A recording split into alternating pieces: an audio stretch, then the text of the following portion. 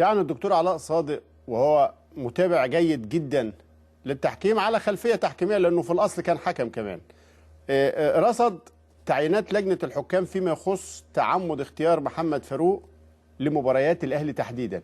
طب فماذا يا باشمهندس؟ هو قال كمان جملة جميلة قوي. محمد فاروق عنده ميزة، الأهلي ما بيكسبش على ايديه، فيبقى مطلوب ما دام الأهلي ما بيكسبش معاه ما بياخدش حقه على ايديه.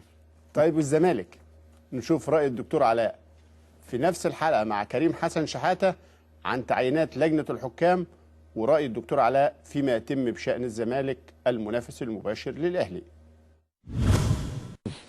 تعالى بقى محمد فاروق اللي اتكرر على الأهلي مرتين في 5 ماتشات، لعب للزمالك كام ماتش في 7 ماتشات؟ لا انا انت لا ما انا هحسب لك، انا مش هتكلم في الحكام اللي انت حضرتك بتعرف تحسب. انا دلوقتي انا ما بحسبهاش بالطريقه دي. انا بتكلم دلوقتي على تعيينات. على تعيينات. الزمالك بدأ السنه دي مع مين؟ وادي دجله.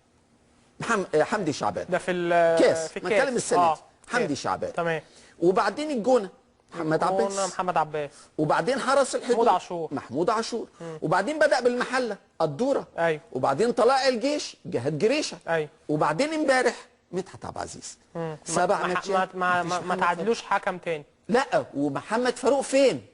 اللي بيتكرر للاهلي مرتين في 5 ماتشات. ما راحش للزمالك ليه ولا مره؟ احمد ابو العلا انا وانت كنا مع بعض في الاذاعه. كنت اقول لك اللاين مان ده لاين مان ملاكي نادي الزمالك، واجيب لك حاجات وتقول لي انا ما بحبش يا دكتور اخبط جامد في لحظه. لا دي انا بكلمك على وجهه نظري، انا ماليش دعوه بيك. انت مذيع، انا ضيفك، فبقول لك وجهه نظري. هل معقول يتكرر 3 مرات لنادي الزمالك؟ مين؟ احمد ابو العلا؟ لسه كان امبارح. ايه ده؟ حاجه ثانيه، قلت لك انا ال5 مباريات بتوع النادي الاهلي السنه دي، ما بتكلمش غير على السنه دي، مش بتكلم على الماضي، السنه دي ال5 محمد فاروق مكرر مرتين. طب دي معناها ايه يا دكتور؟ معلش يعني فهمني في الاخر. عصام صيام. كل حكم يغضب نادي الزمالك ما يكرروش للزمالك. ادي لك نموذج، توفيق السيد الزمالك والشرطه، فاكر؟ ما تكررش، بس ما تكررش مش للزمالك ولا للاهلي. سمير عثمان الاهلي وانبي ما تكررش للزمالك بعديها خالص، رغم انه كان اهلي. كان يعني الكورتين دول كانوا لصالح الاهلي. ما راحش للزمالك. فهيم عمر. ما خلي بالك في حساسيه بين الاهلي والزمالك. طيب لما حكم بيجامل الزمالك ما ينفعش يروح الاهلي، حكم بيجامل الاهلي ما ينفعش يروح للزمالك. خليني اقول لك فهيم عمر او اخطاء يا دكتور الزمالك والاتحاد ما راحش لا للزمالك ولا للاهلي. كل ده زمالك. طب تعالى بقى يغضب الاهلي. محمد فاروق ما حسبش بينالتي واضحه زي الشمس لفابيو جونيور، مفيش مشكله. لا يرجع للاهلي بقى، مع انه ما هو اذى الاهلي اهو. لا مفيش مشكله. بس قبل كده يا دكتور برضه أيوة. محمد فاروق كان حاسب ضربه جزاء لابو تريكه في ماتش الحرس من بره ب 3 متر. كام؟ لا مش فاكر بقى. 2005. مش فاكر. 2000 يعني الاخطاء هنا وهنا. لا ما هو 2005 حسبها، وبعد كده عندك 6 سنين من الذبح. بقول لك 3 بينالتيات في ماتش انبي، ادي بينالتي في ماتش فابيو جونيور، وادي بينالتي في ماتش جديد قناوي. ده فجور. يعني انت شايف ان الحكام بتظلم الاهلي بشكل فاضح وفاجر؟ يعني اعتقد يا باشمهندس دكتور علاء رصد حركه تعيينات الحكام واضح جدا فيها. بس انا عجبني قوي تعليق كريم. يعني شوف كريم فاكر من 2004 2005 بيقول لي بس احتسب ضربه جزاء مش صحيحه. على فكره هي كانت في كوره في ديسمبر 2004 يعني 2005 يعني لا موسم 2004 2005 لكن تحديدا في ديسمبر 2004 يعني 7 سنين. 7 سنين لكن فاكرها كريم. فاول ما قال له ما هو قبل كده حسب له حاجه مش صح، نقعد بقى في الحاجه اللي مش صح دي يخلص. وحتى الان ما قالولوش طب كفايه كده يعني ما حدش زي ياسر عبد الرؤوف وهو تشعر انه دايما بيكفر عن غلطه نسبت لوالده. يعني لا سيبك من الكلام ده كلام انا مش معاه. انما هو لا، الحكم يبقى حكم بيحكم بما يراه، انما يبقى حكم بيحكم بما يراه الاخرون، ده الخطوره وده اللي لا يمكن نتفق عليه. وده اللي يخليني اقول برضو مش دي بس الحالات التحكيميه اللي تظلم في النادي الاهلي والسنه دي. تعال نشوف الماتش بتروجيت التعادل اللي راح محمد كوفي اللي تعادل بيه. يعني بتروجيت بتتعادل مع الاهلي زي ضربه الجزاء دي لم يختلف عليها 2 انها من تسلل واضح. بالظبط. نشوف مباراه الاهلي وبتروجيت، كره محمد كوفي شديده الوضوح في تسللها. كمال علي وضربه ركنيه تتلعب قصير وعلى طول فين الراجل فين الراجل فين الراجل فين الراجل، الراجل كوفي يحط الكوره، بقول انا فين الراجل فين الراجل، كوره مكرره ومرض مستعصي في خط ظهر النادي الاهلي من الكرات العرضيه.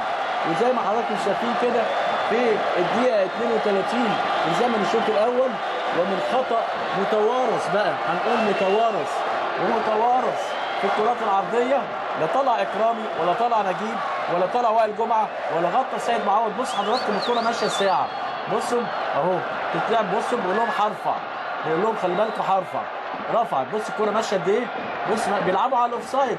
اوفسايد ايه يا عم؟ اوفسايد ايه؟ في حد يعمل اوفسايد في كوره قريبه من يعني هذه اللقطه عرضناها لكم قبل كده في اجماع كل استوديوهات التحكيم في مصر، اجمعت على تسللها الواضح جدا يا باشمهندس، وخسر الاهلي نقطتين كما فقد او خرج من بطوله الكاس. يعني هو ده اللي لافت نظري، ان لم تكن اخطاء تقديريه، دي اخطاء واضحه. حتى وصفوها انها اخطاء سهله. أيوة. واحده شفت الخطا بالظبط، ولكن تجاهلت مكانه، والثانيه اوفسايد واضح جدا، والمراقب المباراه واقف بشكل سليم. مش عايز اقول انه يعني هل هي خطأ متعمد ولا ايه يعني؟ انت يعني مش عايز تقول لكن ربما مدام رباب من الدقهلية تقول. مدام رباب. السلام عليكم. وعليكم السلام. السلام ورحمة الله. ازيك يا استاذ ابراهيم؟ اهلا بحضرتك. سلام من الكابتن عادل. اهلا بحضرتك، اهلا وسهلا. اتفضلي. انا عايزه اقول لحضرتك بس ان السبب في الموضوع ده كله ان الاهلي من فتره طويله ما كانش بيتكلم عن اخطاء الحكام. وكان يعني هقول ايه، ان هو يعني ما كانش في حد بيدافع عن الاخطاء دي، ما كانش بيدافع عن حق الاهلي. كانوا دايما يعني ساكتين، بالعكس من الانديه الثانيه. يعني كنت اشوف في نادي الزمالك المسؤولين يطلعوا يقولوا الحكم، الاهلي دايما بياخد بطولاته بالحكام، الاهلي دايما بيكسب بالحكام، دايما كانوا عاملين كارت الهاب للحكام. احنا بقى فين من ده كله؟ ما احنا اهو بنعرض لك بنعرض لك الحالات. نعم، يعني احنا اهو دلوقتي بس في الوقت ده. طب نعمل ايه؟ نرجع باثر رجعي ازاي طيب؟ نعم، نرجع باثر رجعي ازاي؟ ما احنا يعني لا، لازم يبقى في موقف، لازم يبقى في موقف. فين الكتاب بتوع الاهلي؟ فين جريده الاهلي؟ فين الاعلاميين؟ فين جريده الاهلي يا استاذ ابراهيم؟ عايزين يعني احتجاج للجنه الحكام طيب عن الحكام اللي مضيعيننا في كل الماتشات ده. يعني النقط اللي ضاعت دي كلها دي مش بتاثر على الترتيب للاهلي فيما بعد؟ باذن الله مش هتاثر باذن الله. معانا شكرا مدام رباب. معانا الاستاذ عصام من القاهره. ايوه يا استاذ عصام اتفضل. السلام عليكم استاذ ابراهيم. وعليكم السلام ورحمه الله. ازيك يا باشمهندس عادل؟ اهلا وسهلا. بعد اذنك بس كنت عاوز اتكلم في نقطتين سريعا كده. سريعا. النقطه الاولانيه اللي هو الموضوع اللي شغال دلوقتي هو موضوع الشماريخ وموضوع اتحاد الكوره والجزاءات اللي عمال يديها على الانديه. يعني يا ريت النادي الاهلي يتمسك ان ما يلعبش مباراه بدون جمهور، لان موضوع الشماريخ والسلوكيات الجماهير ديت الاهلي او الانديه بصفه عامه مش مسؤول عنها، مسؤول الامن. فالاهلي ملوش علاقه بالموضوع دوت. الاهلي يعني المفروض هو بينظم المباراه لكن الامن داخل الملعب وجوه الاستاد ده مش من هو كلام شكله منطقي، لكن احنا بنحمل على الامن كثيرا جدا، ولما يجي يحتك بالجماهير نقول لا. يعني الموضوع لازم محتاج حوار يا اخوانا، محتاج حوار، وما زلت اصر على هذا الامر. هذا الامر يحل بالحوار، واي قضيه فيها اكثر من طرف متمسك برايه لا تحل. طيب شكرا استاذ عصام. نخرج بقى عشان نلحق في فقرتين مهمين يا استاذ ابراهيم. نعتذر نستأذن من جماهيرنا عشان اعتقد ان القضايا الباقيه مهمه جدا. عموما يبقى لنا فقرتين، هنطلع لفاصل ونرجع بعد منه نشوف على 9205 هتختاروا لنا ايه منهم.